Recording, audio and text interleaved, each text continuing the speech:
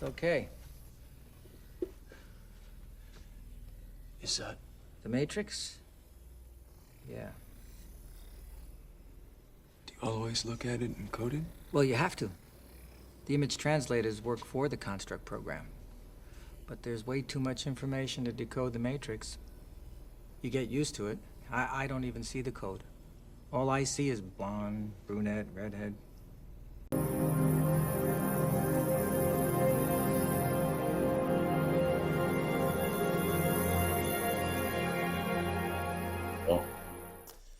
Hello, Heroclix land. Welcome back to Talkn Clix. I'm your host, Wespool, and with me, as always, is my friend and partner, Scott Johnson. Hello, Scott.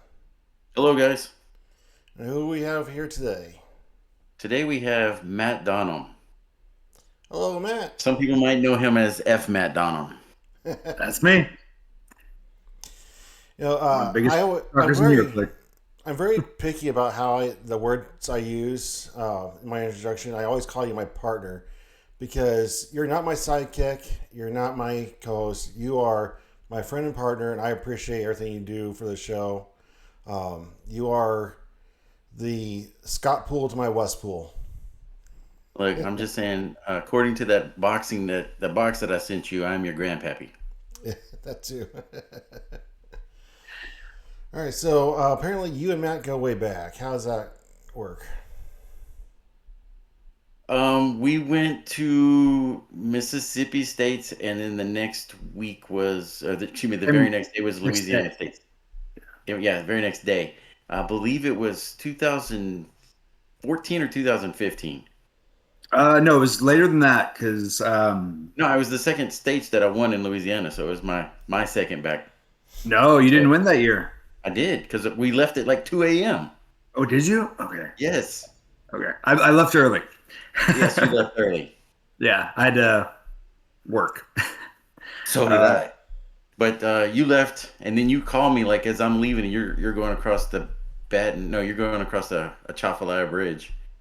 Mm-hmm. You're like, do you see those fish? Do you remember the fish? Oh, I will never forget the fish. Yeah. Yeah, I will never forget the fish. So I leave about an hour ahead of him, maybe two. We were playing in, like you said, Mississippi States, and then the next day was Louisiana States. So we do that, and they start a little late in Louisiana. They kind of run to the beat of their own drum there, and for They sure. had a convention that day to make them start late. They wanted the players. Oh, is that what it was? Yeah, they wanted those players to come play it in states, so they started late. So like 4 o'clock. I had to work very early the next day, and I live further into Texas than Scott does, so my drive is even longer.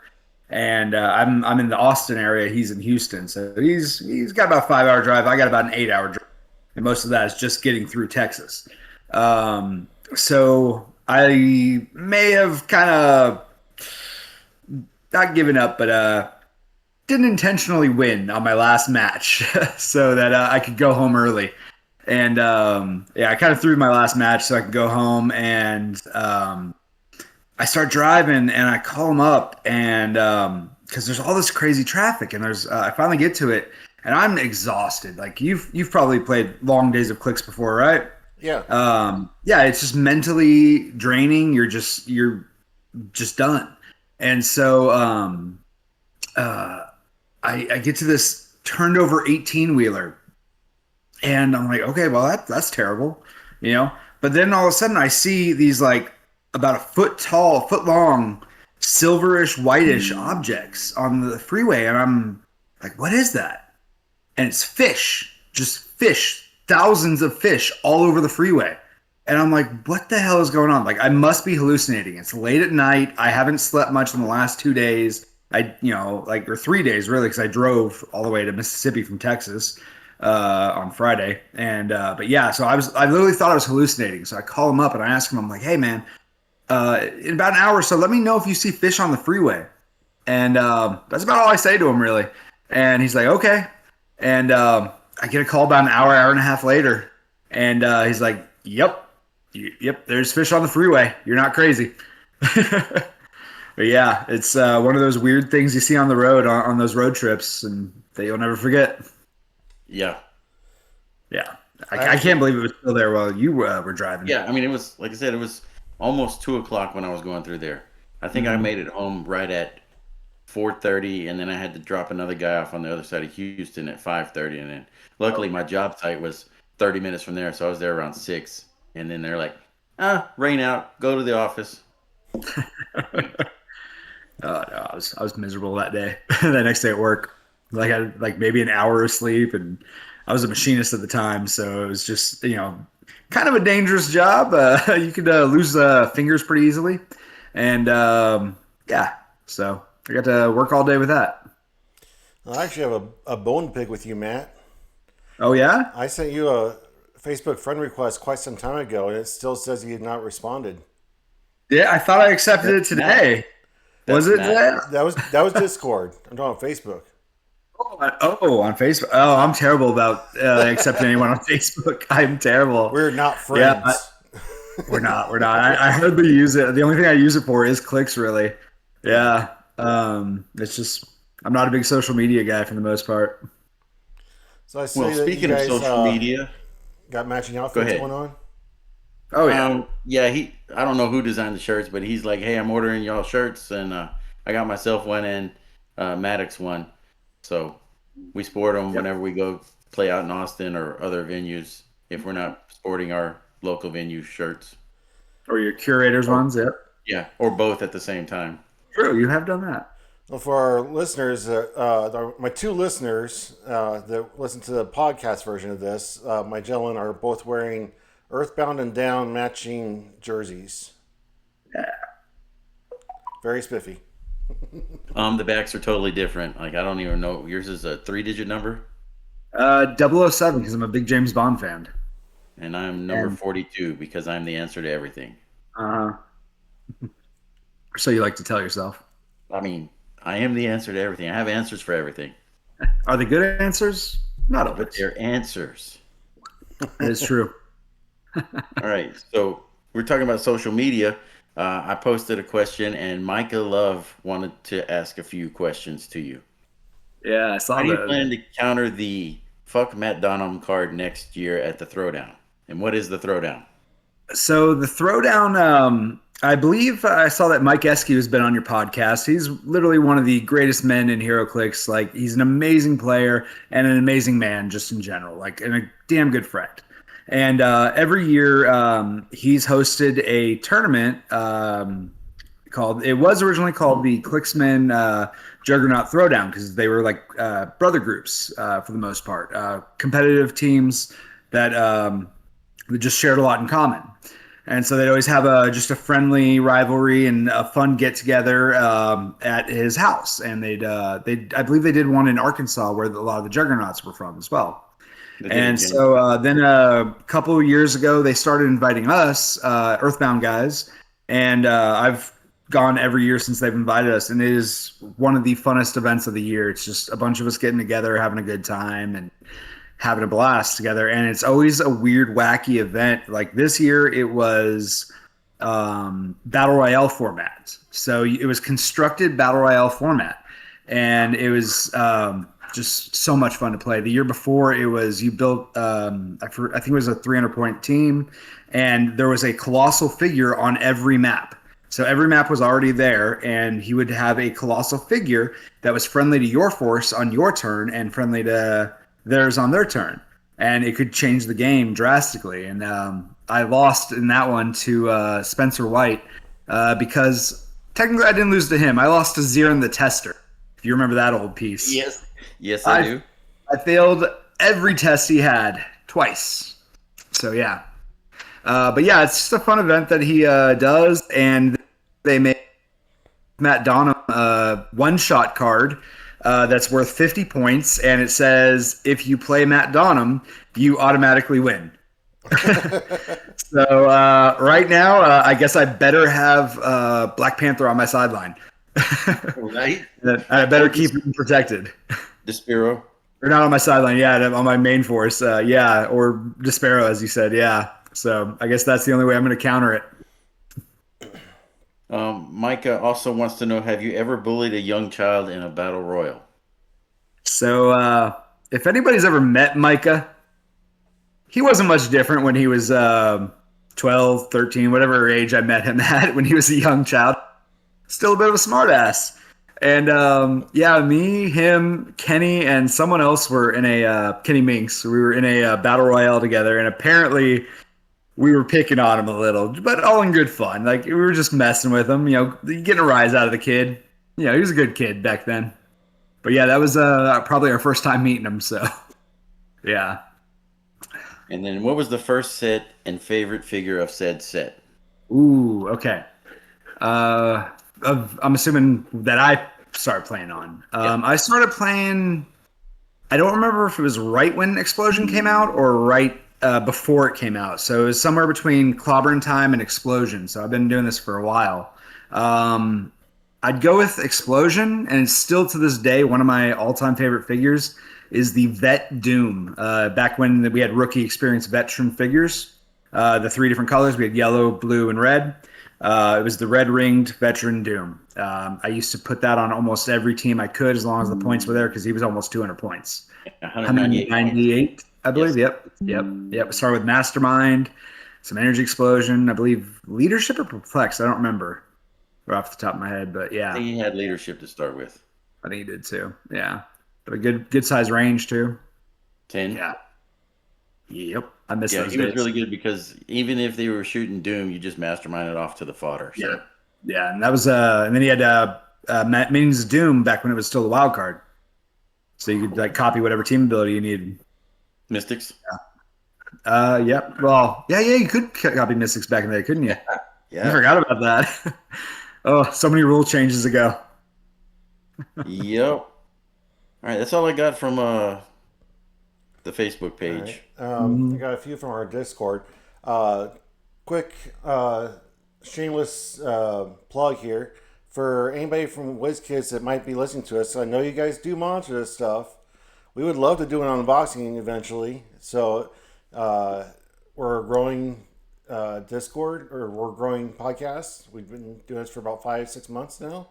And if you guys want to send us a product, we'll open it and give away the contents. But just put it out there. We'd love to do it. Make sure to send two bricks at least, one for each of them, because then you don't want to have Discord in the get there In Discord the family? in the family. Yeah, I'm good either way. It doesn't matter. All right, so Paul Cote from way up northeast, or northwest. Northwest? I don't remember where he's from. I know the name, but I can't place where he's from. I want to say northwest. Anyway, he wants to know, what figure do you play in meta? Currently, so one thing, I haven't always followed this, but one thing that we've always been really proud about in Earthbound and Down is, especially when we formed, we always tried to play outside the box figures and stuff that was not in the current meta. Like Scott Johnson is a prime example of that. This man plays some of the weirdest teams I've ever seen, and he will literally send me before a tournament about 15 different teams and have me help him whittle it down. It is the most stressful process ever because it's so much to go through, so much data to process. But me, he process it the same way I do, so I'm having to explain everything to him. Yeah, like, no, this isn't good. I'm like, but it does work. So they're wacky, weird teams. Like, hey, let's play 15 Mockingbirds and a missed minutes. It was a mission. I want to touch more on that real quick before I finish these questions. Sure. Explain to the audience your team breakdown for an event and how you decide what to play. It's kind of a long process. I like to have at least a month notice. That way I can properly plan. The first week, I'm probably going to build about 4 to 40 teams. And I'm going to start whittling the ones down. I'll add more teams to that process. I usually put them off into pods of 3 or 4. I'll try and theorize the pods or play the pods. I'll have people play them with me. And then we'll take all those pods and then we'll seed a bracket. I'll play a bracket and then I'll put them 1 through 16 or whatever it is. And then I'll have 16 play 15. If 16 beats 15, they play again just to make sure it wasn't a fluke. And then 15 plays 14. And it goes all the way up. And if there's a team that catches my fancy that I'm like, okay, I'm just going to play this, well, I better pack about 3 more teams before I go because I might change my mind on the way. So, yeah, Sound about right? Sounds about right. Yeah, I'm definitely a bit different. For me, it's what figure looks like the most fun for me right now. Like earlier in the year, I was kind of in a weird slump where I was nothing was exciting me, nothing was fun, and so I started playing. I pulled the Chaos King in the chase of that, and I literally went and played him in 2 different tournaments, and it was some of the most fun I've ever had playing in a tournament. Uh, did he do well? He did. He did pretty well for a one-man army. The only thing that beat me was a 300-point Kong, which was just rough to go through. But he was going toe-to-toe with 300-point Kong. And then, what was it? John Michael, I believe he was on the is John Michael? Yeah. He was on the podcast, and he beat me in New Orleans, and so did Dustin Cedars' brother with a Rogue Prime, she's nasty. But yeah, currently, back to the original question. I've been playing Doom, the new Chase Doom from Collector's Trove. I am a massive Doctor Doom fan. To the left of me here, there's a Doctor Doom statue, and I got some paintings of Doctor Doom in the house too. One of my all-time favorite characters. They made a decent version of him. Is it the best one ever? No, but it's fun. It's good. It's got a lot of potential, and it does some unique things. So I built me and my other teammate Kenny. We built around that on the drive home we just went to go visit our friends in San Antonio to play, and I pulled it in the sealed along with a God booster. I somehow pulled a chase in one booster and a God booster in another, and it was a good day. But yeah, so we started. Yeah, we started building with it on the way, and it was a team I just got really excited about. I was like, oh yeah, like this has potential. It works. Is it good? Is it gonna beat every team 100% of the time? Probably not, but it has a good chance to beat 90% of the field, especially with practice. So I've gone against full. Oh, God. Do you know who Emilio Gutierrez is? I don't think I know that name. He was from the Ohio area, I think. He just moved out to California, but he's a friend of mine. And I think he won a Facebook friend, or what's that? Is that a Facebook friend? No, he's part of the Heroclix USA squad. And I'm just trying to poke fun at Matt since he's not your Facebook friend. Oh yeah. Yep.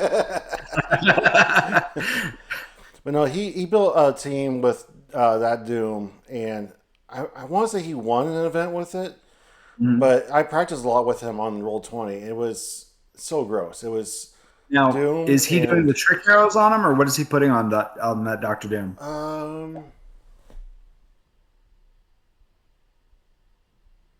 I don't think it was the trick arrows. Okay, because I've seen a few people do the trick arrows, and I do kind of want to lean towards that. It gives you a lot more damage output, but I'm a huge fan of mind control. So I put the Serpent's Crown on him to give him willpower and mind control.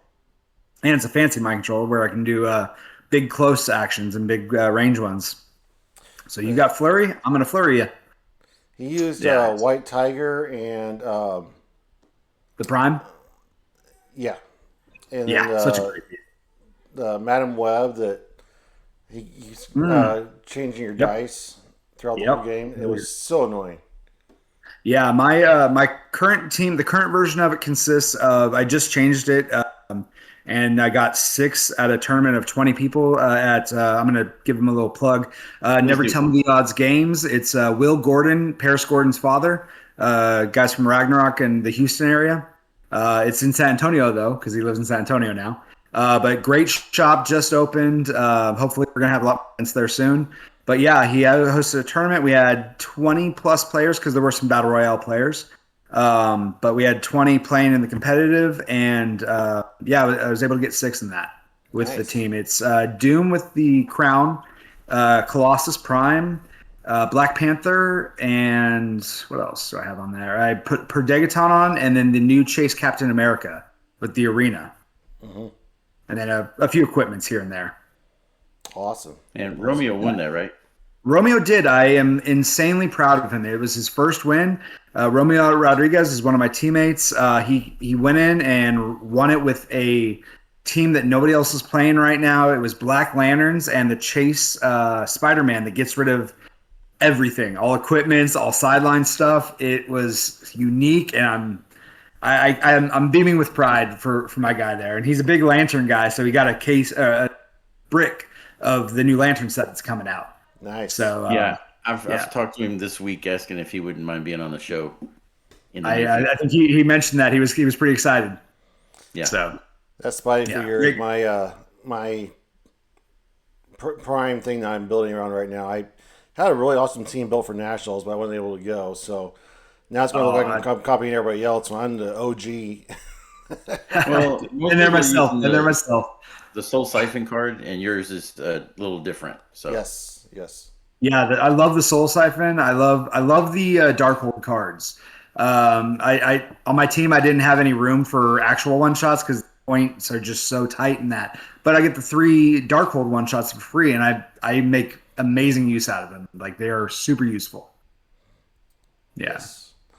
Then Paul asks, what quote meta did you have the most fun playing in? I'm gonna say it was either Lord Chaos or Onslaught. He loves the 2x2 mind control, jack you up stuff. So the Lord Order Master Chaos team that I played for was an absolute blast to play. It was around the time of Unimind, and we had a lot of Unimind players in Texas, and we got sick of it. And my former teammate, who unfortunately retired, he was a great team builder, really good player, a guy named Steven. He built this team, and I saw him playing it, and I'm like, I want that. I want to play this. This is so much fun. And it was just this weird team full of figures that nobody was playing. And it killed every Unimind I went up against. I lost one Unimind once. It was to Jalen Major, and I'm still pissed about it to this day that he beat me with it. It was the last time I played that team too. So I almost had a perfect record, and I probably played Unimind about 50 to 100 times. So it was a solid team. The Onslaught, like I said, I'm a big mind control guy. I won 2 state championships with Onslaught, different builds, both Louisiana. Yep, kept Scott from getting the 3-peat, I think or something like that. Or did you lose the 3-peat already before? No, I had lost a 3-peat before that. You won that one because it was pulp. Hey, win's a win. Win's a win, buddy. Congratulations. I won Modern too. Yes. Yeah. Now, I'll be interested in seeing if this answer is different than the last one. What meta did you feel the strongest in? Ooh, that would probably be the One Worlds I didn't get to go to, which was, I believe, 2 years ago. I was running a Team Good Stuff. It consisted of like Spider-Man Prime. Who else was on that? Sky Clown was on it. Sky Tyrant, terrible piece, but he was good, so I ended up playing him. Iron Man. No, I never played Sir Kyron. Never once played him. I own him now, but I've never played him.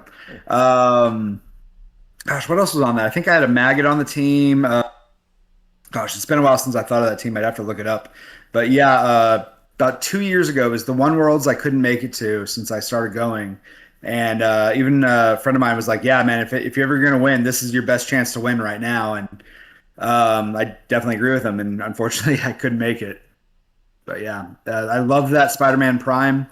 That's definitely up there on favorite pieces that I've played in a long time. I felt super comfortable with the piece. I took him to Florida one year, and I went undefeated until the top cut.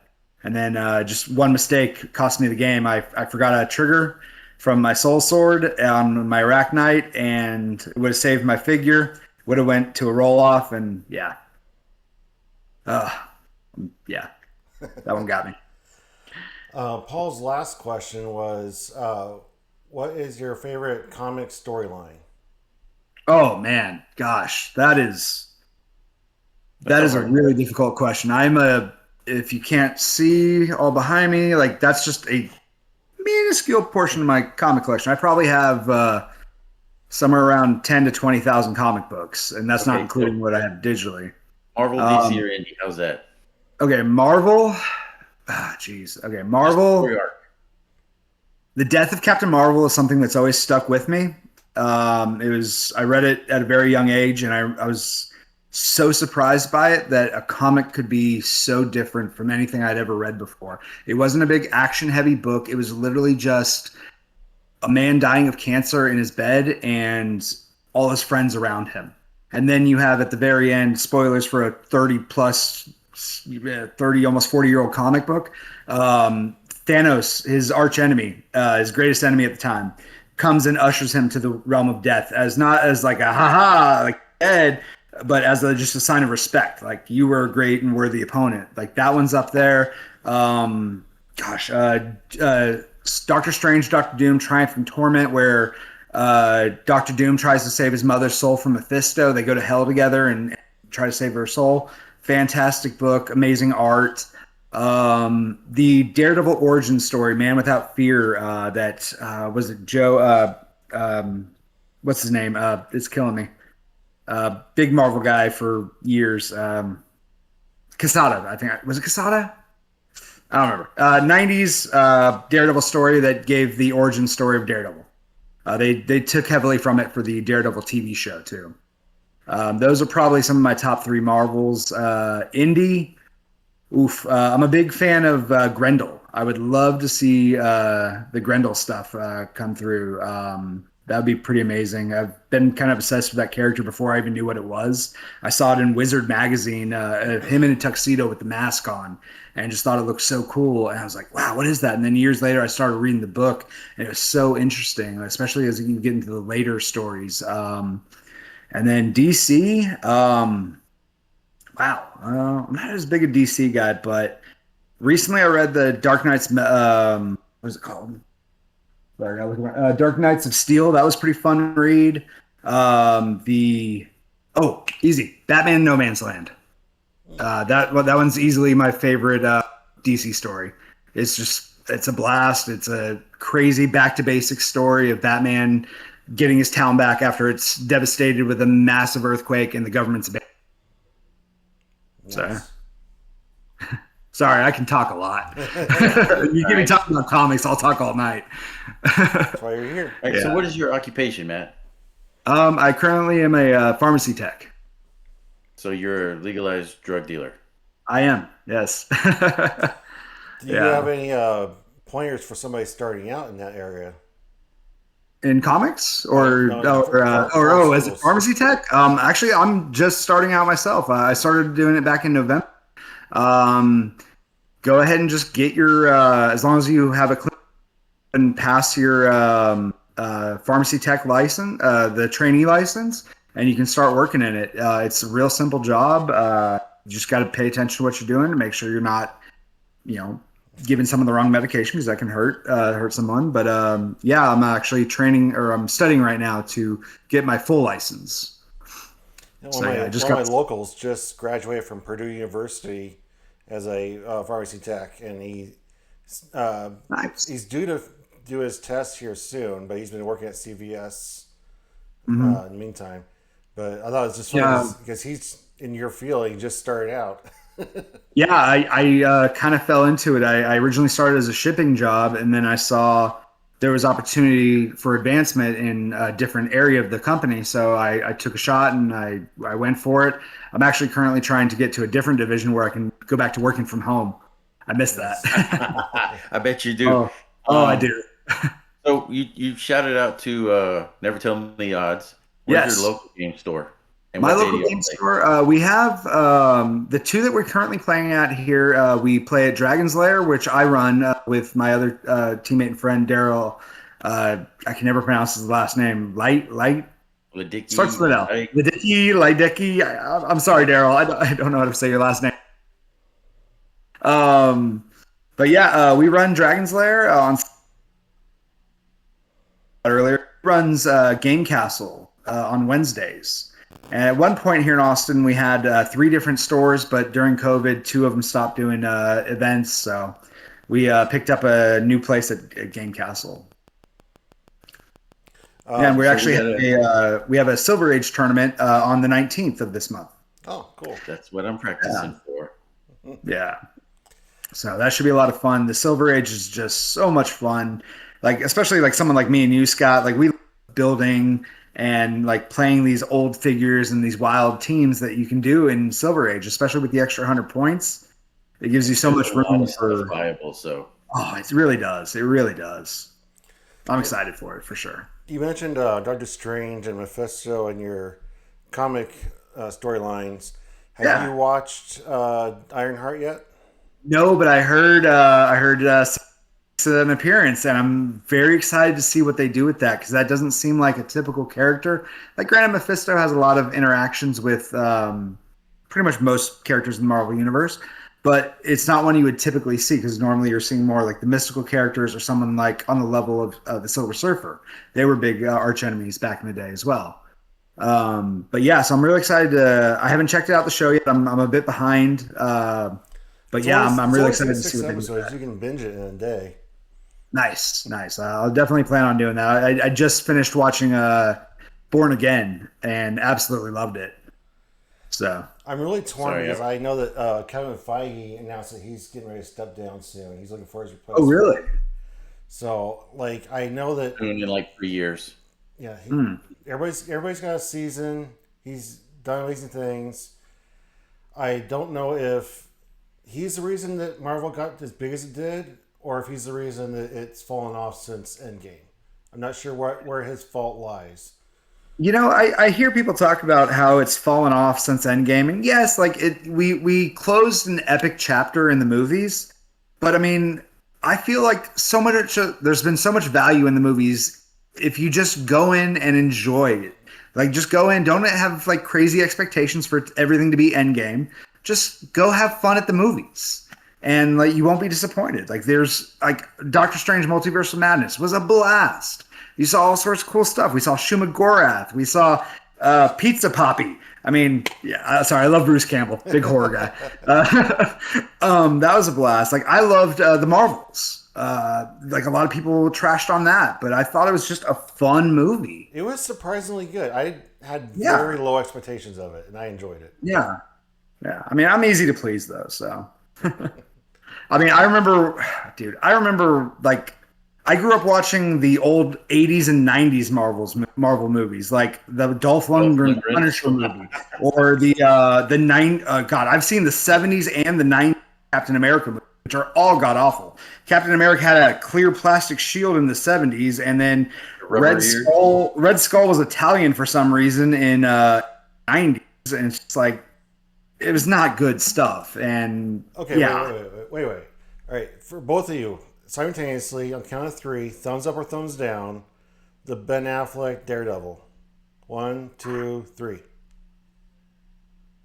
What? Down. Oh, I like Ben Affleck. It could have been good. It was just terribly written. Like that bullseye was a terrible bullseye. He said Daredevil. He didn't say bullseye.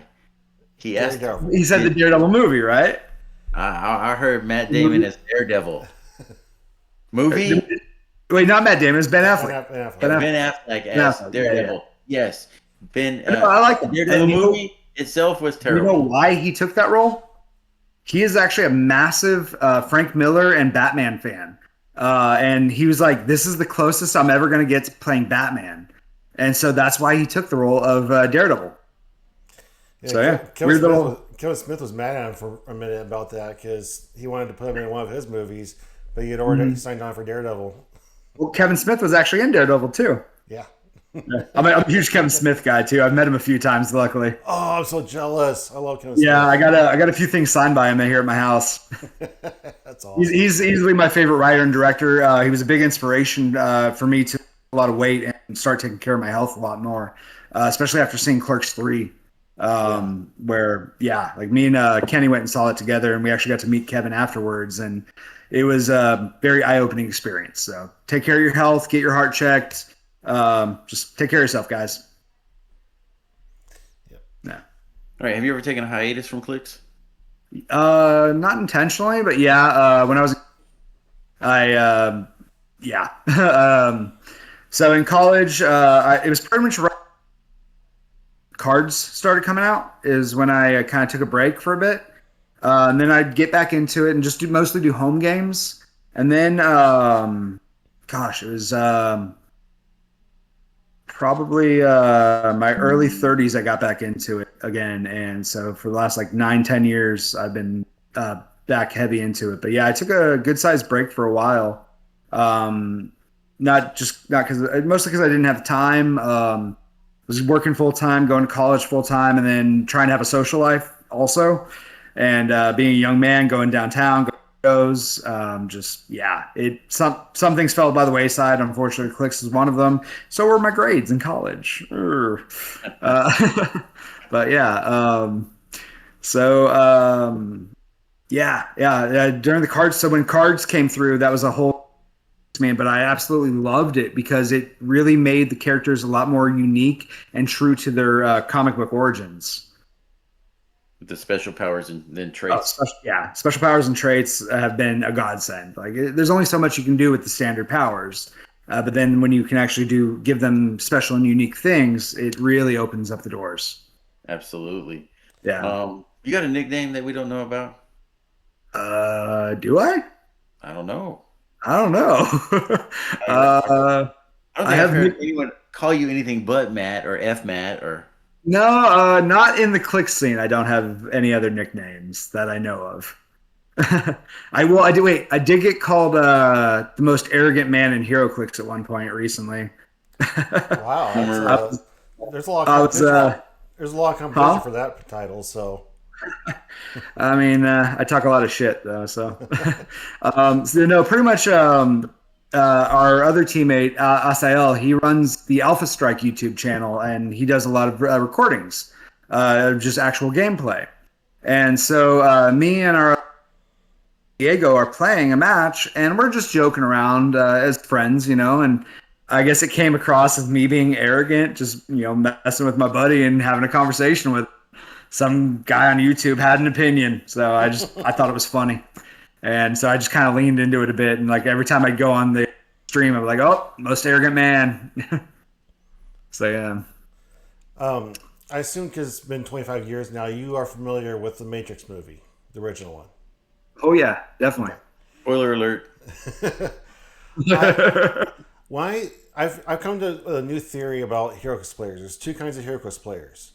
There's ones that see the woman in the red dress, and there's Heroclix players that see the Matrix, the ones and zeros, the dashes, the lines. They see the code behind the woman in the red dress, and then there's people that just see the woman in the red dress. They see the figures, they see the characters, they see the game.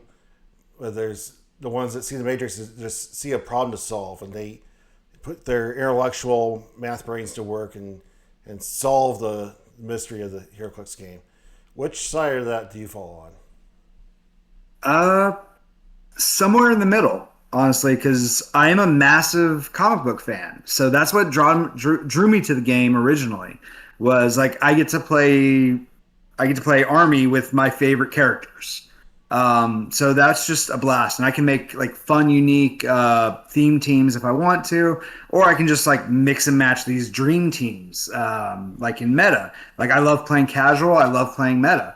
It's two different things that I just love, and like there's figures I'll play that I know are just garbage, but it's like I want to play like a thematic team this time, or I can go to Never Tell Me the Odds and go play to the best of my ability to min max my team to where I'll have the best chance of winning. Yeah. Where do you fall on Yeah. that, Scott? I feel like you're more of a Matrix guy. I feel like I am more of a Matrix guy, but I like to test everything. Like I want to know what every piece does. Like when the set's out, I want to. I have a little game that I call Heroclix that I'll do by myself or with another person. I'll shuffle everything up, put everything on the board from that set, and then I'll run through the card. Be like, okay, this is gonna be Prowler. He's my only figure. What can I do? Oh, I gotta attack this guy. and then that card goes to the back, and then I'll do the next card, or the next player takes the next card, and they're like, oh hey, one of the Wrecking Crew guys. What's he gonna do? I love the Well, Wrecking Crew. So I just go through it and play through the pieces to see what they can do. I'm very much a red dress guy. If I study hard enough, like it's almost like those old pictures in the '90s where there's like a hidden image behind the image. And you I have to hate those things. I can't see stare them. at it. Oh, I hate me those either. things. I can never see them. I almost never saw them. It's so hard for me. But that's how I feel about the game. I see the woman in the red dress. I see Gauntlet Spider-Man. I see Wolverine Pool. I love those figures. I think they're awesome. That's what I want to play. But if I really put my brain to it and concentrate, I can start to figure out the nuances and the patterns to make it work better. But for the most part, I just like looking at the red dress and playing what I like. Well, I Yeah. mean that's part of the thing, but now that you know that there's a code behind the red dress, you can try and peek behind the curtain every so often. Up the dress. That's one thing I always do have to tone back. Like sometimes, like when I'm just building for our casual day, I am kind of lazy sometimes when it comes to it, and I'll start building a team like 5-10 minutes before I have to leave, or like, okay, what do I have near me? What can I find? What can I do? And sometimes it works way too well, and you're like, ooh, I did not expect it to work that well together. And I thought it was just gonna be a throw together team, and it works No, too it's well not. sometimes. It Yeah, those numbers are clicking together. It's just you don't even realize you're doing it sometimes. What Now, are you a comic guy? me or Scott? Yeah, you. Wes. Yeah. So I haven't read a lot of the actual comic books. Okay. I absorb as much of the lore as I can through visual media, through cartoons and movies. Oh yeah. Since I started playing Clix in 2020, I've done a lot more Googling of certain characters to find out their backstory and stuff. I've never That's awesome. actually gone and read the books, the source material. I've gotten more secondhand. Right on, right on. I We'll haven't get you. bought a We'll, comic we'll book get you in some like comics 3 one of these days. We'll get you into it. See, Good I stuff. miss reading the comics, but the wife said comics or clicks, and I'm like, clicks. It's hard, dude. I still buy constantly, and I feel like I have so little time to read. My backlog is just insane. Yeah, Yeah. I remember having those backlogs. I'm like, man, why do I got like 60 books I got to read? And Yep. that's like, oh, here I am a week later. I'm like, well, I guess I'm almost done. Yeah. Used to be I could tear through a massive stack in just an hour or so. Now it's like I have to force myself to sit down and concentrate and read. Are you married, Matt? No married, no kids. I just spend all my money on HeroClix. And My wife comics tells and me all the records. time that I'd be a lot happier without her because then I could spend all my money on Heroclix. It's different. It's different. I don't want to know how much money I spend on this game. That's for sure. Are you a better Receipts are a pilot? bad idea. Would you say you're a better pilot or a better builder? These days, a pilot more than a builder. Like I just don't build like I used to. The guys give me a lot of hell because I'll have them build. Then I'll come up with a beginning of an idea and have a lot of them tweak and like modify it to like, okay, yeah, this is what I'm going to do. What should we do with this? Or just building out with someone else, just talking through it helps a lot too. But It helps a ton. massive amount. But like back in the day, like 10 years ago or less even than that, like I was just constantly building all day, every. I'd just be thinking about it constantly, always building. Like, okay, what goes with this? What goes with this? And that, and like, yeah. And you think I'd be building more now that HC Units is such an amazing tool and it's so convenient because it saves all your teams. Like I used to have to. I had a small notebook that I would literally write down every idea. I'm like, okay, this, and then I'm going to build with this when I go home. So, but now it's just I don't know. I've lost the touch. I'm not as consistent a builder as I used to be, and I rely on my teammates to help me out, which is awesome. Like casual, I can do all day, but the meta stuff I need help with days for sure. What would you say, percentage-wise, plays more of a role in winning games? the player or the figures on the team? Does The player. player skill player. or the team? Player skill, 100%. It's the Not even player. a question. Not even a question. Yeah, it's because if you practice, you're sharpening your skills. You're playing against these amazing players. Was it? Steel or iron sharpens iron, or steel sharpens steel, something like that. Yeah, you're constantly honing these skills, and it's just getting inside your head that okay, I remember that trick that I did with this thing. How can I apply it to this game now? Whether it be the same team or different characters, you're still learning and enhancing these abilities. To Like I can piggyback, that applies to casual games as well.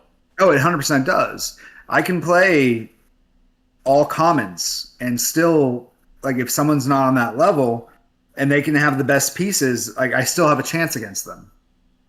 You know, that's what's so great about sealed is it does put everybody on that equal playing field, but it really like there's a lot of luck involved because there are some auto win pieces sometimes in sealed, but if you got a pretty even set, that's where the skill really comes in. It shows the skill of the players. That's right. Sealed is one of my favorites. So I was going to ask Yeah. you what if for casual or sealed or constructed more. Depending on the set, because some sets are terrible for sealed. But I do love sealed. It won me a national championship years ago. And so it'll always have a special place in my heart. I mean, it honestly depends on the day because it's all fun. I just love playing Heroclix. Like I like it's sealed. I mean, again, I like both of them, but I feel like sealed is like, oh my gosh, what goodness do I? Oh man, is yeah. Condiment King And really? especially team sealed. Team sealed is one of Sealed is my bonkers. It's it's so one of the hard to best build formats. under Wizkids rules because they're like, okay, open your boosters and submit your build. Like you don't even have You have to time go to look. quick. You have to go quick. That's why it helps. Like when you have people who are of similar minds. Like I tend to build team up with our friend Kenny a lot, and we have very similar mindsets, and we can both kind of.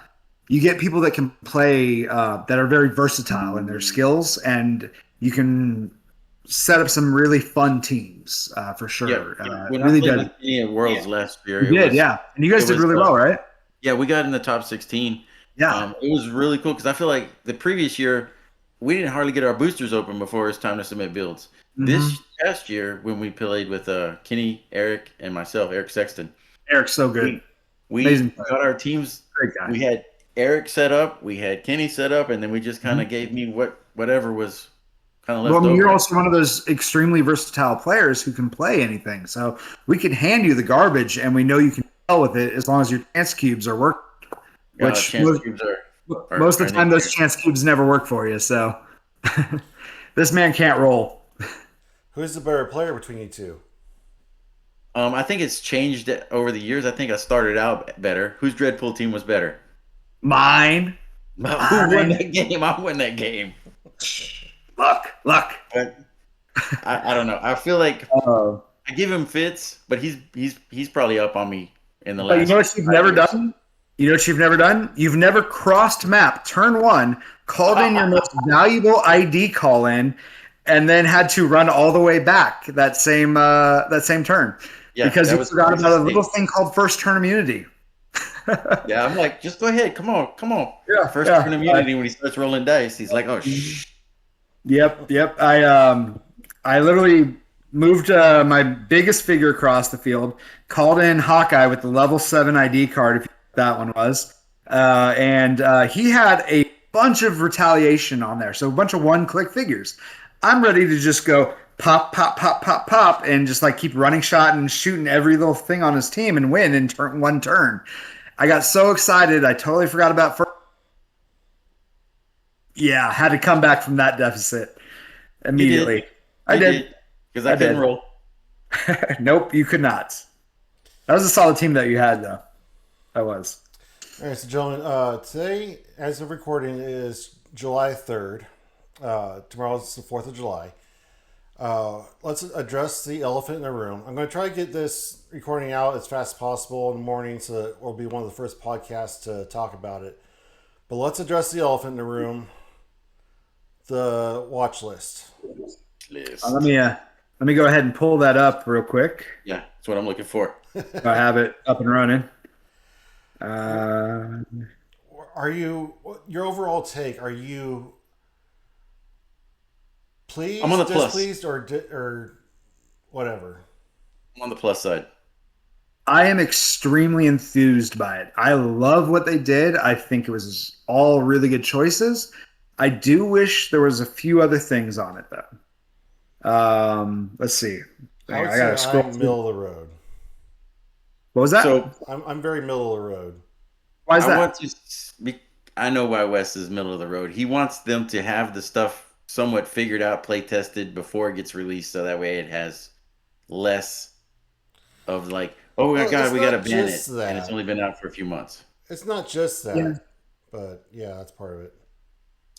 I mean, you also got to look at it from them. They are a small company. They don't have that many employees.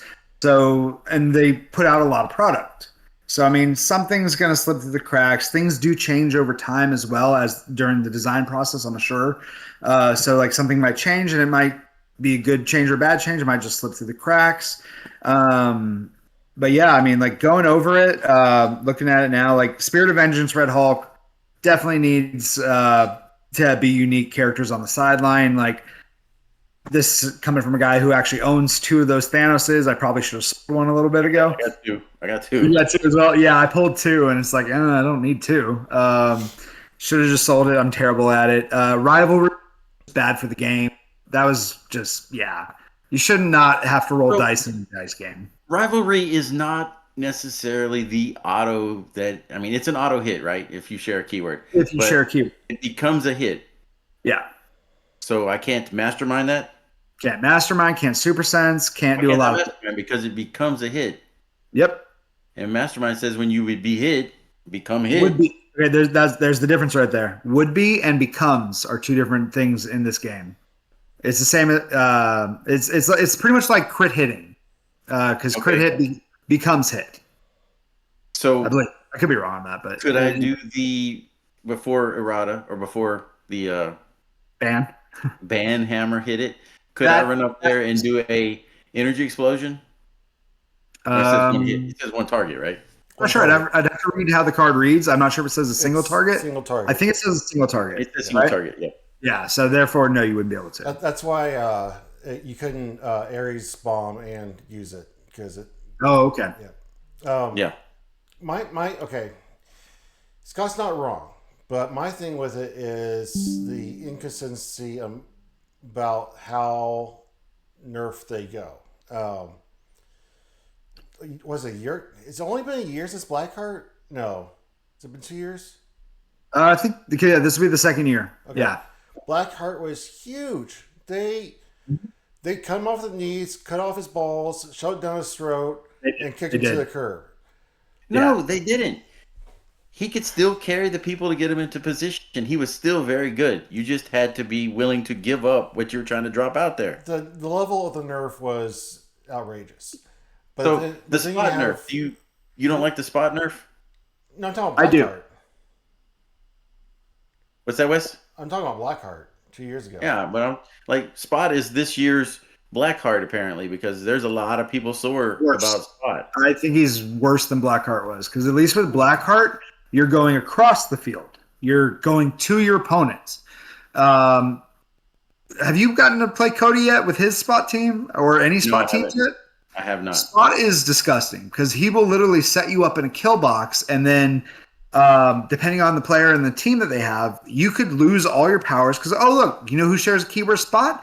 Swamp Thing Prime. Now we're not reducing anything. Or we'll just throw, we'll go unthemed. Screw that. We don't need theme. Let's put Caveman Wally so you don't get your senses.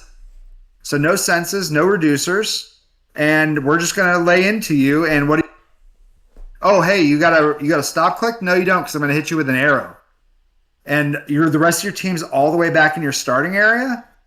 That's pretty rough. Is this the first character that had a similar mechanic? Has there been other characters that are similar? Ben Crawler had a similar mechanic where he would go grab them and bring them back. He would, but he didn't have full map bring back though, if I recall. Well, I mean, we had longer maps, We did have but longer if you maps. set it up right, then you could. We had longer TKs at the time too, so you could Did TK too. him We did. out and then run Um, up there and grab and come back. But you wouldn't get and all the way back to the kill box. there is one Mate. other figure, Scott Johnson. You would be a lot more knowledgeable about this because I know for a fact you've played it. Hellspot. Yes, I But at the played him same a time, lot. you're now sending a 150 point figure, I believe, somewhere around there. He was in the 100+. He's a 100+ figure. You're sending that right into their starting area as well. Like you're swapping places with the figure. So there's been similar mechanics, but not Oh, to this level. even That the I three can call. point, the Batman lamp was like 3 points. God, You don't even didn't get me started on call that. Batman Oh, back. the Not bat just signal. grabbing somebody and bringing them, but you would Yeah, just yeah. run Batman out there, The old spotlight him Kring back. Bang tech. Oh, that thing was terrible. But here's my problem. Okay, so there are answers for it. It's not a auto win figure. It has to be finessed. It has to be played correctly. There are answers to it, and I don't understand what makes Spot needs the hammer and collector Ultra Ace Collector is fine, or Universe Mr. Universe is fine. Like there are other So figures that are super meta, super broken, super chaotic for the game, but are fine because the community likes them. They like the character, what they like, what they do. Spot or Beetlejuice or Rivalry. what was your answer for taking care of Spot? Like not the errata, but like on the field, how would you take care of Spot? Like how do you protect yourself against that? For one thing, Barrier. my team takes away his equipment. Um, there's barrier. You can block the spot with terrain or time breakers. You can make sure he misses the attack. There's ways to make sure to guarantee a miss. How It's do you not. guarantee the miss? Uh, Because he's attacking you from the other side of the map where you can't prob him. there's Kevin rerolls. There's all kinds of dice changing I have to have an ultra manipulation. chase to counter the super rare. Absolutely. I'm just saying. I mean, like that's a pretty big thing. And then think of who the. Now I know he was in the movie and he was. Oh, This has you traditionally cut out there been for a second. not even a C-list villain. This is a D-list villain. Like this guy is nobody. See, He's a that's my terrible point. It's villain. more about the character that's Yeah, representing the dial. it's not true to the character is one thing. Like he has a very powerful power, but he's not Doesn't use it the well. most adept villain. Yeah, he's not the most adept villain. So he's never been that big a threat. So I mean, there's that. I mean, and that is it's just so much that you literally have to counterbuild that one figure. If everyone's having to counterbuild that, that can be an issue. With collector, it's not nearly as bad. Like that thing can be hit. Like yes, he can sit in the back and put tokens on you, but then he still has to hit you and make the attacks. And he can't. Yeah. So 2 years ago, we had Morlock's Tunnel that was the map, right? And Yep. everybody said, if your team can't cross Morlock's Tunnel on turn one, don't play it. What makes it so that's okay? You have to plan for Morlock's Tunnel, but you don't have to plan for Spot. I think because that's a more of a one-time, not a one-time scenario. Spot can do his thing in any situation. He's not restricted by it. That one map, yes, it is oppressive, but there's been other maps that have been similar to that. Like, look at the original Rock Dungeon map. That thing was one of the most oppressive maps that came out up to that point.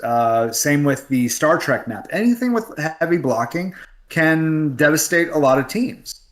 But that's something we've grown accustomed to over the years. We realize that we have to play in these scenarios because it's just a different type of map that you'd be on. It's a different terrain. That's a figure that is just overly powered for what he is and for his point cost too. It was just too much to handle right off the bat. Scott, you weigh on this. So I honestly like the spot change because I didn't want to get drug across the map from a Same. magical marker that pulls me all the way across the map. And if you're playing a homebrew game, well, hey, welcome to the Scarlet Witch hex marker. Okay, And once again, Oof. is it that powerful, or you just didn't like it? it is that powerful to where it's like it's like you're not interacting with the opponent's team. You're interacting with this stupid special marker. If I'm going to play a game, I want to interact with the team. If I'm playing against a barrier team, I'm like, man, I hate this because I got to burn through 4 levels of blocking while I'm sitting here getting shot or punched. And then I got to burn through the blocking again before I can even try and do anything. I got to try and crowd you out so you can't block me. It pretty much made it so that one person is playing Heroclix and the Yes. other's just sitting there dying. The same thing as a Felix Faust used to do. Oh, God. Now, granted, Spot has to hit. He has to have the positioning right. There's nuances to it to make it He's work. a glass cannon. But- You can get one shot. He doesn't even have stop clicks. He's very hard to one-shot, Got a good actually. super sense though. Got super senses that can deal damage, and he's got wild card, which can copy Spider-Man team ability or Wonder Woman team ability to make it a 50-50 senses. Or and then there's one-shots that help him survive that too, like something like Web swing. Fortify. Web swing. Yeah. Web swing. Oh, web swing is great. Yeah. I'm not saying WizKids is wrong for what they did. I just think that the community as a whole whines too much and forces WizKids' hand to over adjust things that Okay. don't really need So fixed. when they feel like they've over adjusted stuff, I feel like they'll dial it back if they need to. Like Jakeem Thunder got a nice soft nerf a while back, and then he got the nerf Unnerfed. was taken off. Yeah. Yeah, I got taken off. And then I was looking at the what they did to him. It seems like it's still playable to me. It doesn't seem nearly as egregious as Blackheart's was. No, he's just got to be more up close. Yeah, to you the have to be. Yeah, you have to be a action where bit more aggressive with it. You can't just sit back and say, "Hey, I got you. I got your toy. Come get it." You know. I mean, I now feel it's like like I they have can- to. They're going to do something with Canon Event also and Rivalry because I feel like those things, maybe not I can Rivalry. see If Canon they Event change coming Rivalry, back. it's going to be something different. Yeah, I can see Canon Canada Event coming back, and I think they even said something about along those.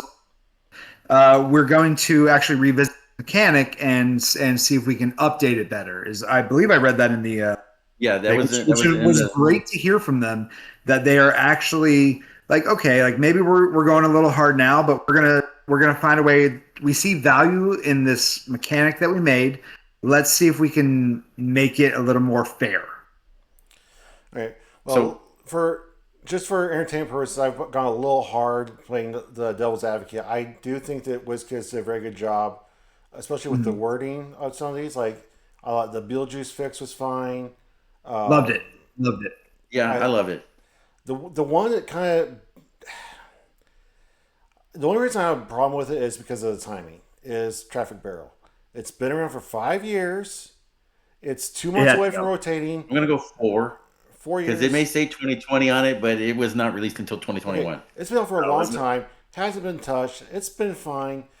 Ryan Redmond and Miles Kane decide to promote the hell out of it on their show. It becomes more popular. Now it's a problem all of a sudden, and they have to ban it from the game 2 months before it rotates anyway. I felt that was excessive. I'm gonna have to disagree with you on that. I don't think it was because of Redmond and Jen. I think it was just the current state of the meta. It was a must-play thing because of something like Spot. I feel like Spot was 100%. Like if you were scared of that, you had to have the traffic barrel on that team. That was like the only way to really stop him. Why was it not must play 3 years ago? It was still played back then. Okay. It's been played since its inception. It's I wanna always say been that played. when the maps were longer, the traffic barrel was not such a big thing. It wasn't because you had much more space to maneuver. That's a very good point. That's fair. So with the map being smaller, it affects more area per capita. That's a really good point, Scott. Yeah, I like Yeah. that point. Yeah, I don't know. I just I thought for the most part everything they hit was pretty much more or less fine the way it was. I was not as hard on Beetlejuice as some other players. I actually used him to my advantage in some of my team builds I just felt like it was just one of those things you got to prepare for. Same with Spot. I didn't think that the one shots were that detrimental to the game because how many times do you use them? It's in the name. One time. It's not like they can use them over and over again. Yeah, but that one time can really mess you up. I'm going to have Zala come across the board, slap the snot out of you with rivalry, and then boom, we're going to drop Super Sore in your face. Ares is one time and it can just decimate a team. What? Oh, Why yeah. is that fine? Ares, you got to set up just right, though.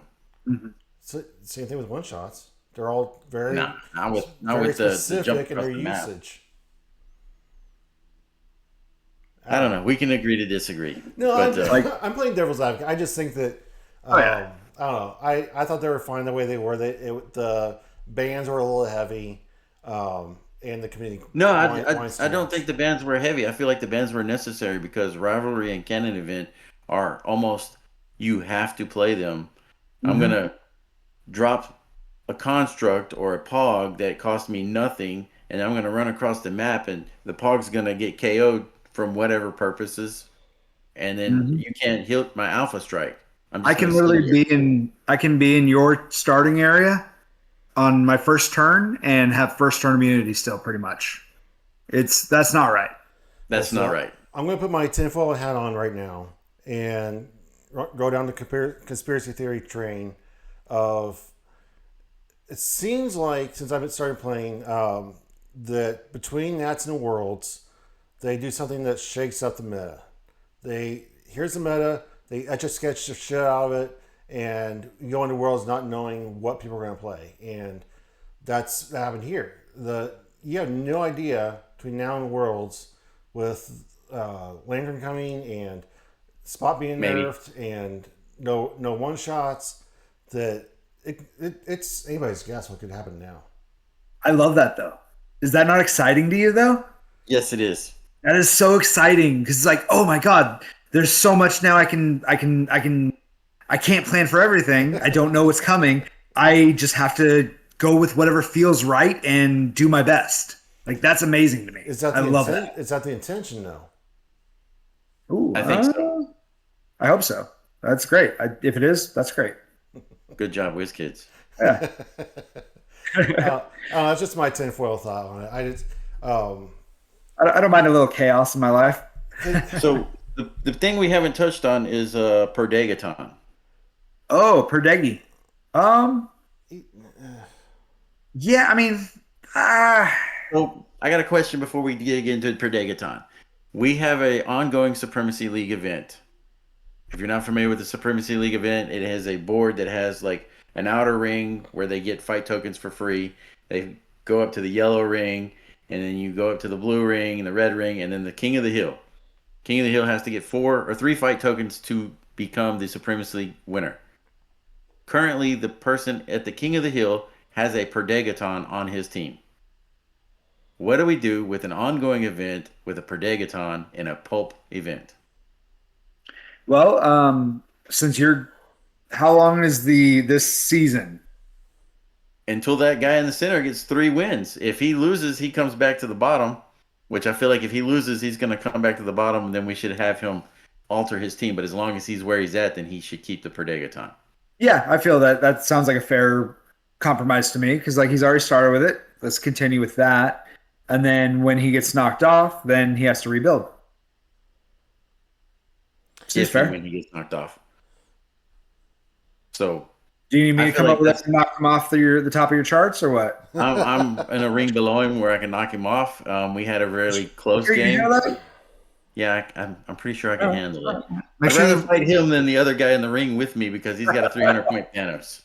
Woo! The chase Nice or the title. the common. The common. It's the common because we're playing pulp. Yeah. Man, I love Pulp. That's another fun format. Such a great format. Yeah. So you But good with the Perdegaton, like- Perdegaton ban? Or the Perdegaton removal from pulp?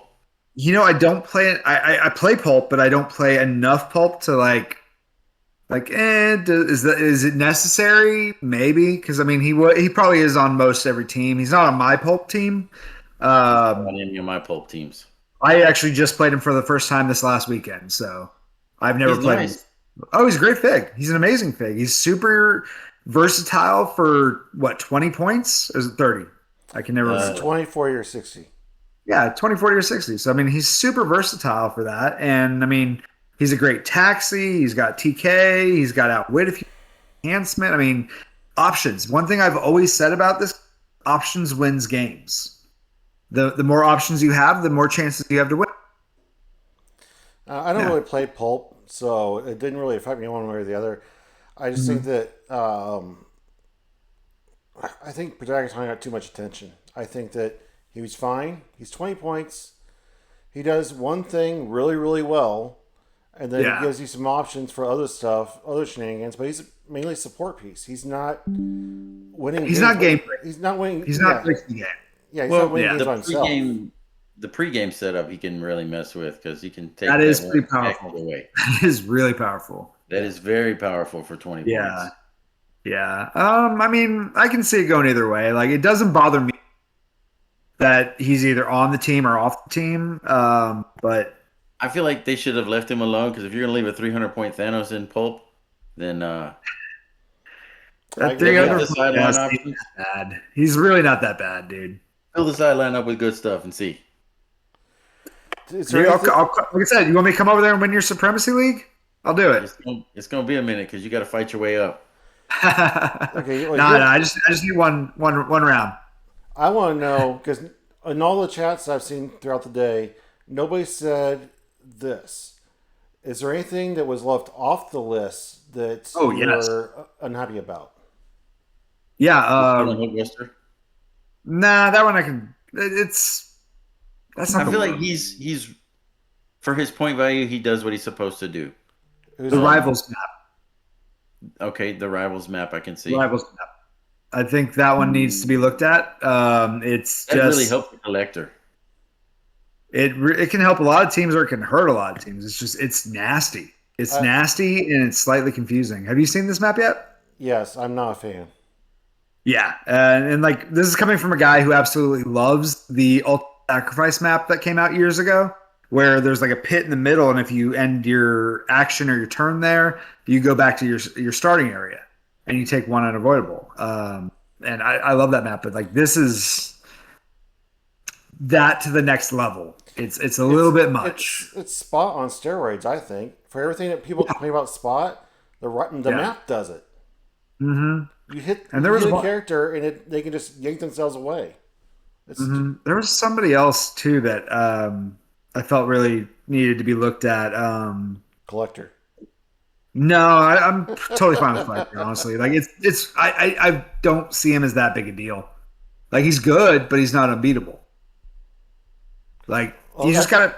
That's how Spot is, and Beetlejuice. They're good, but they're not unbeatable. That's true, but that's my point the whole day is that what makes Collector difficult but not Untouchable. unbeatable, and that's fine. But Spot is the same thing, but not fine. So I think a 55 big points part of his versus point 200 value. points. Were you saying the same thing, Scott? The 55 points versus 200 points and Yeah, free equipment. That's a huge difference. Yeah, that's fair. Yeah, and also the rarity level, like an ultra chase versus a super rare, like something that is extremely difficult to get, versus something that's really not. Okay, I'll let it go. I just yeah. Something else that may have been missed on there. I feel like there's so many sideline. Ares probably could have been touched. Yes, because it's. I've been pounding this home since day one. It's checking for adjacency. I don't care what Giant Reach Quake says. It's checking for adjacency. It should be adjacent to the character. The end. So if I have giant reach, I shouldn't be able to use the blades. Correct. I feel like that changes too many game mechanics, but I do remember what I think really needs to be looked at. There's something that they just changed recently that was a huge change, and some of it's good, some of it's not. But first turn immunity. That is a big issue right now. Like being able to generate something and it still have its first turn immunity, that is insane. Like literally, I've heard of teams literally going across the map and generating Beetlejuice in their opponent's starting area. And what are you gonna do? It has first turn immunity now.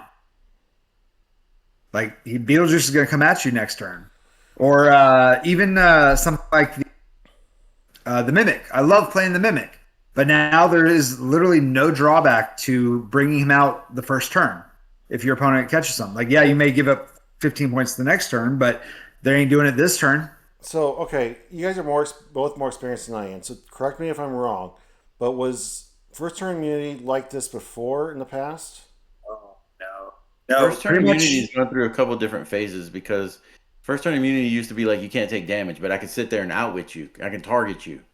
And then that got changed after Masu's Because before stuff happened. before they changed equipment, didn't it used to be a thing where they would run out, grab your opponent's equipment, and take it back to your starting area and be safe? Yep. No, if you left Yeah, your starting area, you lost your first turn Oh immunity. yeah. But if I could grab your opponent's equipment and then take it, then I mean, they got to come a whole lot further to get to you, basically. Yep. That was always fun. Was yanking someone's equipment and just tossing it right off the map. You're like, I mean, nope, they had- No, it was not fun. It was not fun at all. No. They had as an onslaught player, I loved it. there were Free some Star TK. Trek pieces that would take your stuff. Oh yeah, man. So many former old game mechanics that I miss. Yeah. I came in right on the cusp of the rules changes, so I experienced push damage and some of that stuff. missed And much. then they changed it right then. And the venue I was playing at the time were like, we're not changing with the new rules. We hate the new rules. We're going to stick with the old ones. So I played with the old ones for a good year before I switched over to the new rules. So I got to experience a little both. It's funny you mentioned pushing damage. So I'm one of the few people in the world that probably has a Heroclix tattoo. I have the Indomitable symbol on my arm here in my team colors. And yeah, like right after I got it done, they changed Indomitable to where it's just everyone has it. Yep, Yeah. no more pushing I feel damage. like that's something that they should do for Silver Age is go back to the Indomitable pieces and give them a +1 or willpower or something. That's a lot of work, though. That's a lot. it's Silver just for does the a lot old of work school. already. You would say anything prior to the WWE, this is how this works. That's adding a new game mechanic, though. It's not a new game mechanic. It is an old game mechanic that they've revisited. It is an old mechanic, but it's adding more rules to an already very. I'm not trying to. Aaron Morgan can handle it. He's got this. Oh, I have nothing but love and respect for Aaron Moore. He's one of my best friends. Like I literally met him Worlds Ever in line, and we've been friends ever since. Nice. Love the guy. I think he's doing a killer job on. Like I can't sing enough of his praises for everything he's done for that. But yeah, there's already so much going on in Silver to add something like seems like just unnecessary, unfortunately. Well, Unfortunately it does. You have a lot of characters that willpower was factored in and all that, so it does kind of throw off the value of the figures. But I mean, it's just something you got to deal with, I think. well, knock on wood, I will be joining you in the Tattoo Heroclix club. Oh yeah, nice. There's not many of us. Are you familiar with Red, White, and Clix? Yeah, I've heard of your. It was an event you. Yeah, I did it Or was last it this- year for the first time. Okay, yeah. I have heard about it. I haven't attending yet. Well, it's only been one time, so this will be the second year this November, and I'm still waiting on the green light from a couple people. But assuming it all goes off without a hitch, 2 years running, I will get the emblem on my shoulder. Nice, very cool, very cool. Yeah, I heard you have some really good. Who's all helping you? You cut off for a second. I said I think I heard you had some really good people helping you out with this. I think I had Anthony Barnstable helping you out. Unfortunately, just recently, Anthony let me know that he is not able to make it after all. But I do have a great lineup of people. Jay Patel, do you know him? Yeah, really funny guy. Yeah, he's great. He designed the map for it. We're gonna do custom maps, and he's designed those. So cool. And I got Eli Becker. He's from the Ohio area, I think. I'm waiting to hear back from Aaron Morgan. He said he'd let me know by 5 o'clock yesterday, and he hasn't let me know yet. But Sounds like that time hasn't came yet. yeah, uh-huh. To Aaron. He's on Aaron time. yeah. Can you tell me what kind of format you're doing for it? So it's a 2-day event. Saturday will be 300 modern. Just run the same way everything's run. On the side, we'll have BRs and supercharged sealed running all day long. So much fun. The superchargers are a blast. Yes. Day 2 is team sealed, 3-man teams. And I'm considering at the end having hot clicks. What's that? Are you familiar with Hot Ones on YouTube? Yes, we've actually been trying to do something like that ourselves because quite a few of us are really big hot sauce, myself included. We were actually planning on doing this at CCO, but it's kind of hard to travel with hot sauce. Yeah. But yeah. So I'm considering doing that. I'm trying to work out the logistics because we are leasing out a National Guard Armory hall for the venue, and I don't want them destroying the bathrooms. That'll come later after the Hot Ones event. Yeah. But the idea is that I would have boneless wings or chicken nuggets or something that they can eat with a fork, so they don't get their hands all messy. Yeah. Beginning of each turn, each player takes a bite of a random hot wing. Each one will have a different sauce on it. So you don't know if you're getting. You're going random with it. Yes. Ooh. It's Russian roulette kind of idea. Yeah. And there will be the bomb in there, which is one of the hottest, nastiest sauces out there. Oh, yeah. I've definitely experienced those extract sauces. They are nasty. Yeah, so, they'll get you. The only thing I say is make people sign a waiver. Yes. Each player's turn, you take a bite on both sides, and if you take a drink of milk or anything, you take a click of damage. Oh, I love that. Yes, that sounds like so much fun. So, oh man, I'm still kind of working out the details, but I think it's an idea I've been kicking around for a couple of years, and I think it'd be a lot of fun. Do you have a date set for it? November 15th and 16th at the Lafayette, Indiana Army National Guard Armory. I've got a hotel booked where everybody gets a huge discount. Ryan Redmond stayed there last year. He said it was the nicest hotel he's ever stayed in. And I've got foods being provided for lunch and dinner both days, and I'm going to have snacks on hand so nobody goes hungry or thirsty. That's huge. That's huge. Yeah. And one thing I learned from goes to veterans. That's definitely one thing I learned from Ed Shelton is always have like some snacks on hand while you're at tournaments. I'd always see the man just like snacking on some kind of brain food to keep himself sharp, and I'm like, that is a wonderful idea. I should adopt that, and I still haven't actually done it. No, because at lunchtime or at break time it's like, okay, what is this guy playing? What do I need? And we're trying to study what the opponents are gonna have while we're eating whatever trash we find. Yeah, and like especially for someone like me, like I have a restrictive diet, and so it's like, all right, like what can I eat? Like what's here? I'm gonna eat garbage food, and it's never good.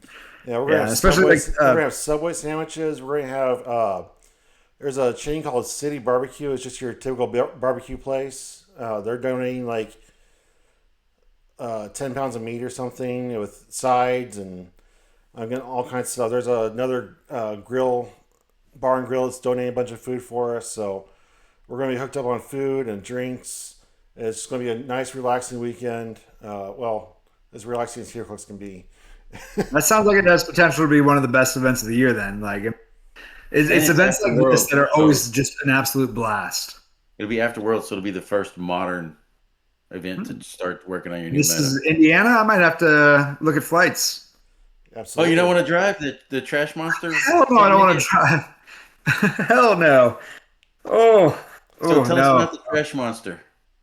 Oh yeah, yeah. That's what Scott calls the back of my car because it's a bit messy.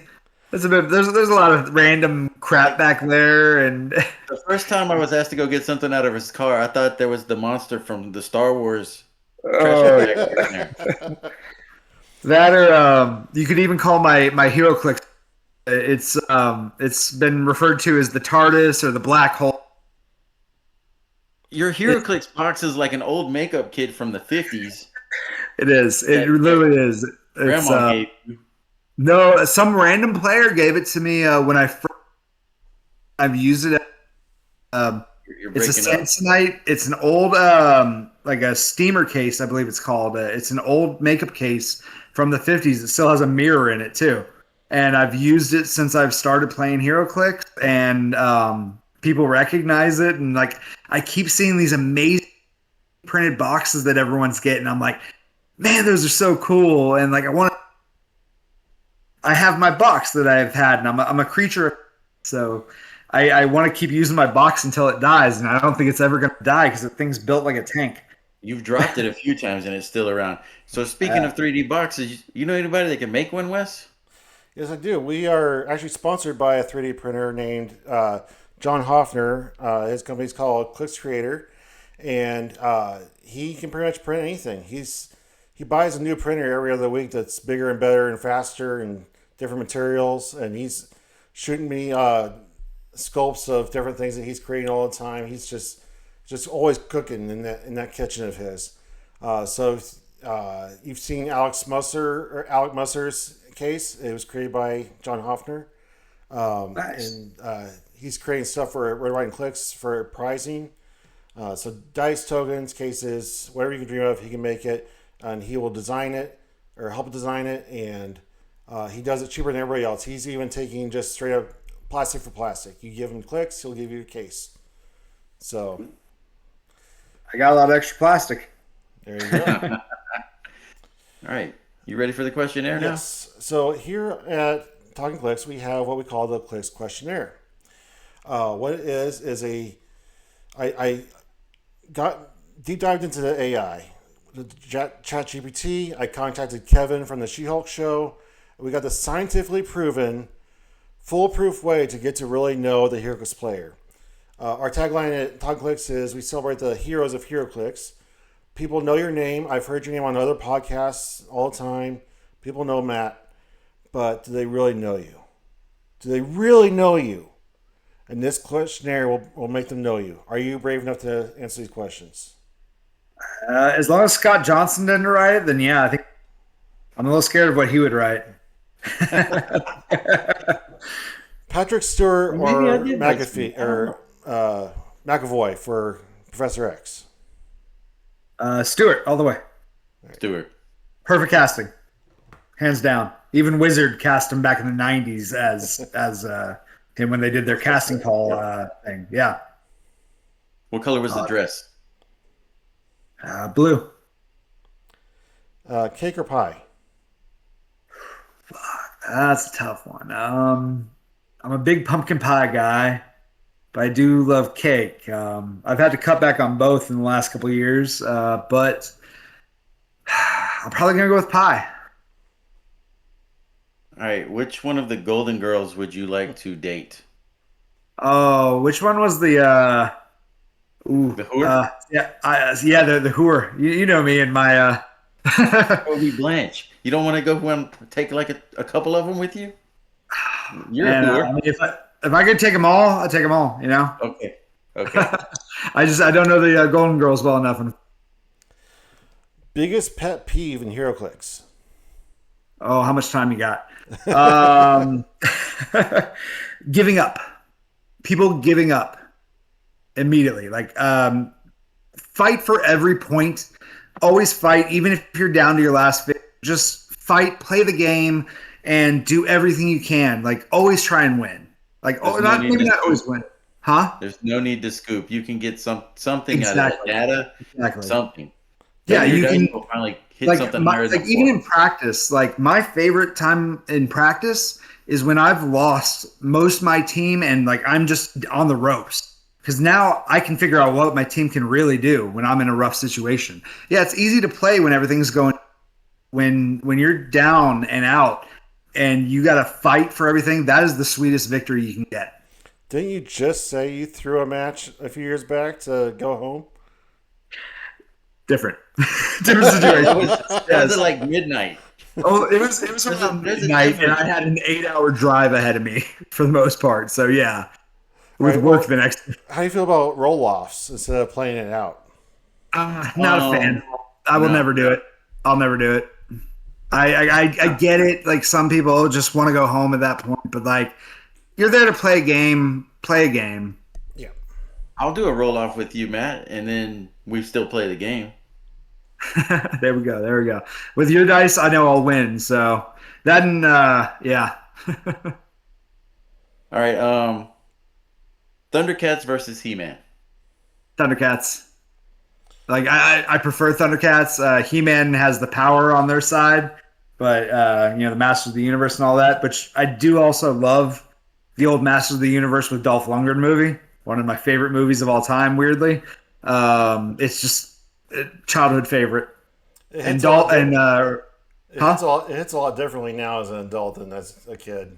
oh, I'll have to figure it out. It's been a while since I've seen it. I know what's his name. The guy that played Skeletor was just amazingly. He was amazing in it. Yeah.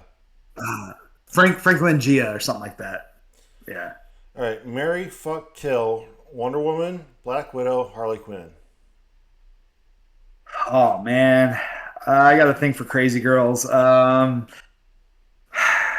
Wonder Woman just so he can say he did it.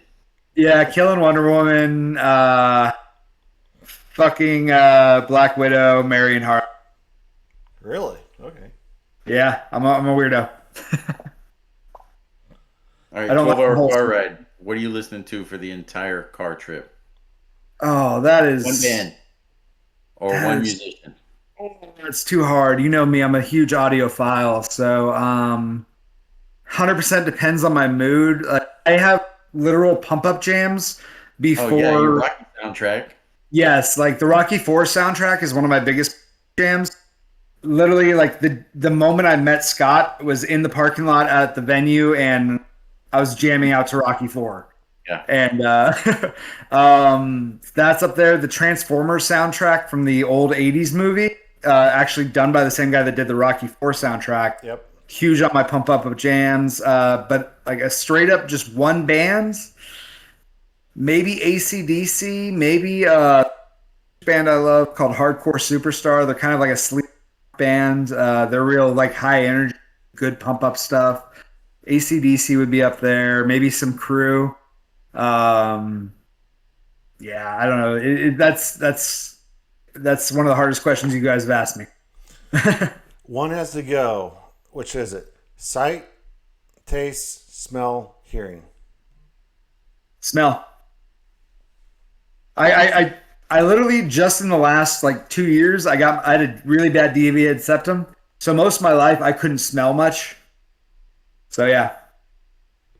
All right, bath towel, crumple or fold? Oh, it's always on the floor. Crumple. Yeah. Down there with the trash monster. Yep. All right. Superman is real. Do you implicitly trust him at his face value, or do you sleep with kryptonite under your pillow? See, I've never been a Superman fan. He seems he's too good. So probably there's got to be something behind him. Kryptonite under the pillow. All right, which Lantern Corps would you be inducted into? Ooh, probably the green, just because I feel like I do have one thing that's always been a big part of my life is I've been straight edge since I was very young. Which, for those that don't know, it's kind of a lifestyle where you don't drink, you don't do drugs. You live a very clean lifestyle, and like I've even owned a bar at one point and still maintained my sobriety and all that, even though I've never drank. And so, I mean, some people say that takes a lot of willpower to do. To me, it's just always been my way of life. So, I guess I'll just go with that.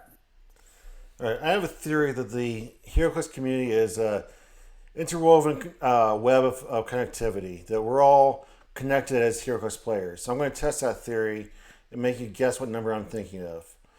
Scott, give them the rules. There is 3 digits to this number, and we have not found out if it is a whole number. What number am I thinking of? See, I really liked Emily's answer. That was a good one. She had a great answer. But I can't steal that. Because we know it's not right, because it's the same. He hasn't changed his number. Nope. Okay. I'm gonna take a page out of Bill and Ted's book. And I know it's a 3-digit one, so we're gonna go with a point. But 69.0. No. Bill and Ted failed me. Would you rather play only sealed or only constructed the rest of your life? Oh, that's so hard. That's hard. I love sealed. I absolutely love sealed. It's one of my favorites, but not being able to choose what I want to do and do all the fun, crazy stuff that you can do in constructed. Because, I mean, like, we're about to play a 700-point game. I can build a massive team with that. That's going to be fun. Constructed, just because it gives me more options to play the stuff I love. I think that's all I got on my list. All right. Oh, I don't get the orange juice question? You want an orange juice question? I know Orange it's pulp. juice. High pulp all day. I know it's pulp. Give me all that pulp. I know it's pulp. Okay, the other people may not know it's pulp. How They about don't your know, milk? yeah. How do you like your milk? 2% usually? No pulp. No pulp in that one. Nobody Not wants over pulp in ice milk. either. Cold, but not over ice. Can you drink? That's just weird. Can you drink your pop at room temperature? Yes. Yeah, I can. All right. I prefer it cold, but I can. Oh like man, it. you Northerners and your pop. Yes. Sorry. Yes, I know everything's Coke in Everything's Coke Texas. for you. So No, when I was in Iraq, we had little mini fridges in our rooms, and we'd all go and just randomly into each other's rooms and take each other's shit all the time. And one time, some guys came in my room to hang out, play cards, and they're like, "Where's your pop?" Well, it's under my bed. I haven't put it in the fridge yet. And I'm good. And I'm like, "Oh, if I don't refrigerate it, they don't drink it." So I just learned to drink warm pop, Coke. Sorry. Mm-hmm. And I still do that today. It drives my wife and kids crazy. They're like, "It's warm. How do you do that?" I'm like, "Oh, I just like it." I'll drink my milk the same way. See, I don't actually call it Coke. I'm not a lot of people don't know is I immigrated here from California, unfortunately. Legally or illegally? Legally. I'm pretty sure it's legal to go from one state to the other. For now. I don't know how it's gonna go. Okay, I do have one more question. What you Where got? did F. Matt Donham come from, and do you still get heckled to this day? It's not nearly as much as it was, but yes, it still does happen. Pretty much, I am a massive shit talker, especially with people I enjoy and like. If I like you and I'm talking trash to you, it's a sign of. So pretty much, I had met a guy named DJ Riggin. He was a part of. He still plays a little bit now. He retired for a bit, but he's coming back. And he was a big part of Team Juggernaut. He was an amazing player. And I met him at this tournament. We played in the very last, and literally nothing in those 2 matches changed except my dice were better than his on the final one. Me and him got along like a house. It was great. And so I always had a theory that a lot of, like, especially in competitive teams, a lot of teams tend to attract similar personality types. So me and him got along great. We were joking around, and I kept seeing his teammates, joking around, messing around a bit. I'm like, okay, cool. These guys seem like cool guys. And we had an event up in Dallas called the Cash Bash, and it was a cash prize on the line, and those Juggernaut guys were coming down. So I see them coming down. I'm like, oh, the Juggernaut sacks are coming down to the Juggernaut. So I just talked a lot of trash for about a week and a half, 2 weeks. And I literally see them in the parking lot, and I roll down my window and You literally cut And out Cut right out there. for that. You literally You cut cut out out right for there. this. mind you, I have never met these guys except for DJ. I'm talking trash to dudes I've never met, but they just seem like good guys. And luckily, they were amazing dudes. Like they are some amazing people. I absolutely love them to death. Especially Jamie Jordan, the guy who who I was talking all the trash to for the most part. I came down with diabetes a couple years ago, and he's kind of been my Sherpa and showing me a lot of new ways to take care of myself and help my health. So nothing but love and respect for that man. But anyways, one day I'll learn to not talk trash to someone with a microphone. Today's not that day, maybe not tomorrow, but yes, I became a recurring segment on their podcast, Shots Fired podcast, where him and Jeff Farrow, rest in peace, would literally just randomly go, man, F Matt Donham. But That you was know, like actually, a closing call line. it usually was, and they had me on the show. I didn't find out about it until months after this had been going on. And me and Scott, yeah, it was actually showed me this, and we're in New Orleans, and he keeps humping me all day at this event. He's humping me, and I think he's going, fuck Matt Donham, and he's a big weirdo. But he's a big weirdo. And but then it got so much that I'm like, there's got to be something behind this. And so he's like, you don't know? I'm like, no, what? And he turns me on to the Shots Fired podcast, and I'm literally the next day walking around the streets of New Orleans, and then I go to History Museum, not a place to be laughing, a very somber place, and I'm laughing my ass off the entire time. Every time it was just so funny and entertaining that I was just like, yeah, I can't hate this. This is just hilarious. And actually, literally the back of my shirt right here says FMD in honor of Jeff and Jamie. Nice. Yeah. So Last question is: are you Team Aquamiles or Team Wespool? well, since I'm on Wespool's show, I think I'm on. Cool. All right. Well, I'm going to wrap it up here. We've been running for an hour and 41 minutes at this point. So, I'm sorry, I talked too much. no. Scott needs his beauty rest. So, We had the watch list to go over, so that added a little extra time. yeah. Okay. But I debated whether or not to talk about it. But since it happened today, as we were recording, I Breaking thought news. we had to talk about it. Totally. So, do you guys have any final thoughts? I do want to say, everybody that's celebrating 4th of July tomorrow of this recording, but by the time you listen to it, probably be yesterday. Just hope everybody has a fun, safe time. Enjoy some beers. Enjoy time with your family. But be safe. You guys have any final You got thoughts? any last thoughts, Matt? I do actually, yeah. I just kind of want to give a shout out to my teammates and let them know and progress You cut out. recently. You cut You out. keep cutting Oh. out, man. Sorry, I'm trying to say I want to tell my teammates how incredibly proud of progress made in the last year or two, especially we have a guy like Romeo Rodriguez who just won his first tournament against Kenny Minks, who is, in my opinion, easily one of the best players in the world. Beat him hands down like he owed him money.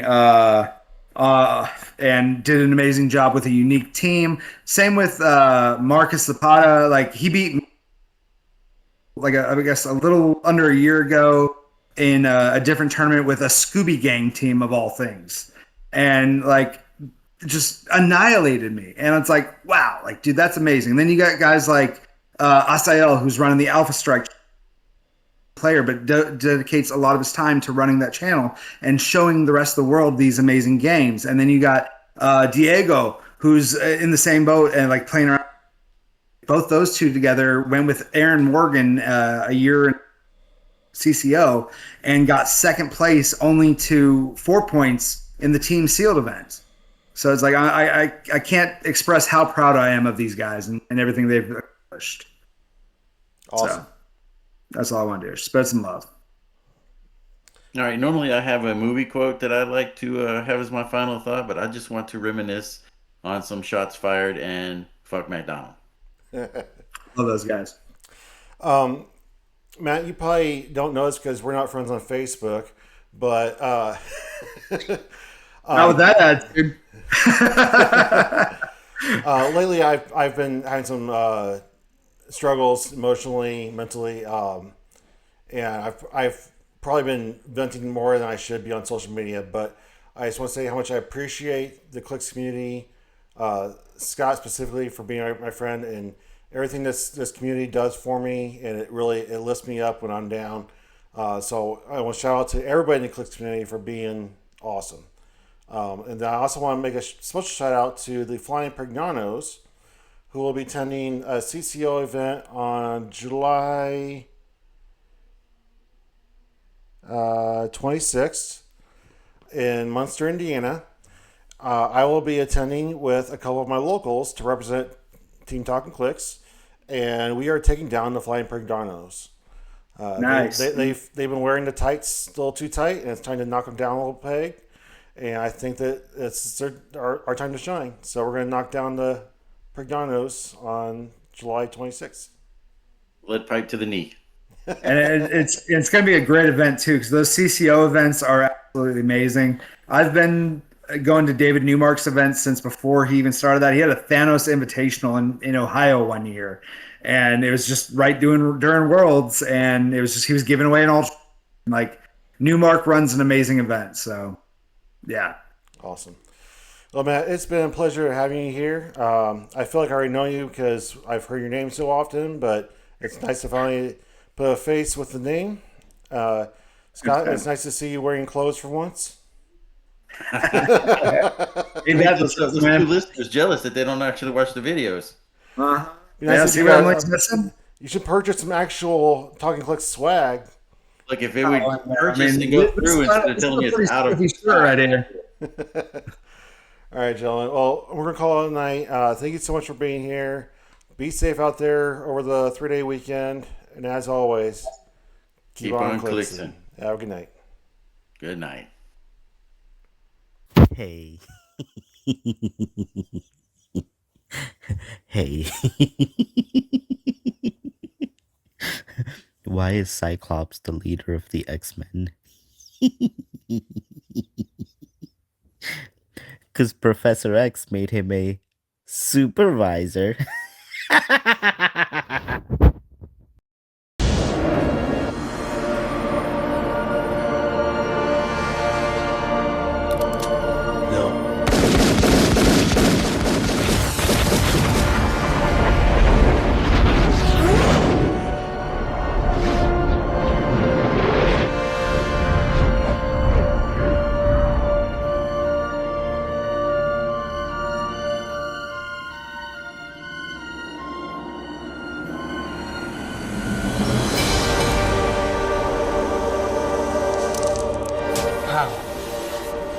He is the one.